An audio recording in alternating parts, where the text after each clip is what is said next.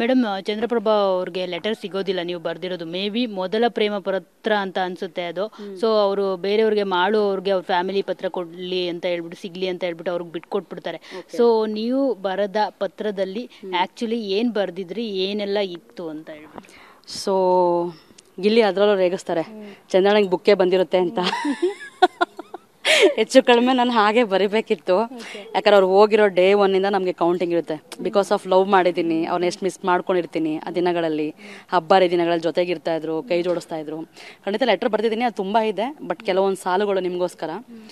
So hi Chandu ಮಾಮ, ಹೇಗಿದೆಯೋ ಗುಮ್ಮ, ನನ್ನ ಅಚ್ಚುಮೆಚ್ಚಿನ ಬಿಚ್ಚು ಹೃದಯದ ನಲ್ಮೆಯ ಪತಿರಾಯ, ನಿನಗೆ ನಿನ್ನ ಪ್ರೀತಿಯ ಮನೆ ಮನ ತೊಳೆಯೋಳಾದ ಅರ್ಧಾಂಗಿಯಾದ ರತಿ, ನಿನ್ನ ಭಾರತಿ, ನಿನ್ನ ಹೃದಯ ಸ್ಪರ್ಶಿ ಪ್ರಿಯ. ಸೊ ಈ ಥರ ಒಂದು ಲೈನ್ಸ್ ಇರುತ್ತೆ. ರೀ ಚಂದು, ನಾವೆಲ್ಲ ಇಲ್ಲಿ ಕ್ಷೇಮವಾಗಿದ್ದೀವಿ.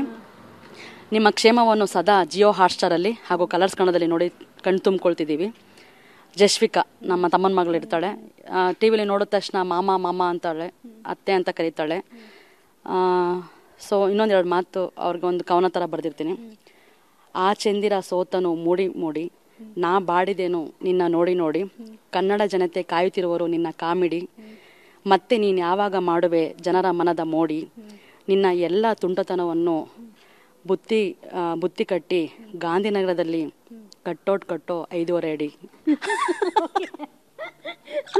ಈ ತರ ಬರ್ದಿದೆ. ತುಂಬ ನನಗೆ ತುಂಬಾ ಇದಿತ್ತು ಕ್ಯೂರಿಯಾಸಿಟಿ. ಸುದೀಪ್ ಸರ್ ಏನಾದ್ರು ಮಾತಾಡಿಸ್ಬೇಕು, ಇಲ್ಲ ಗಿಲ್ಲಿ ಎಲ್ಲರದ್ದು ಓದ್ತಿದ್ರಲ್ಲ, ಮಾತಾಡ್ಸಿದ್ರೆ ಇಲ್ಲ ಅಥವಾ ಓದಿಸಿದ್ರೆ ಚೆನ್ನಾಗಿತ್ತು ಅಂತ ಅನಿಸ್ತಿತ್ತು.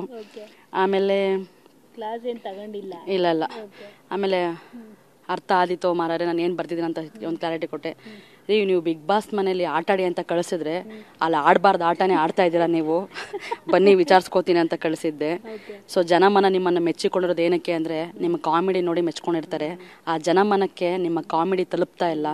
ಸೊ ಆ ಕಾಮಿಡಿ ತಲುಪಲಿ, ನಿಮ್ಮ ಸಿಗ್ನೇಚರ್ ಸ್ಟೆಪ್ ಎಲ್ಲಿ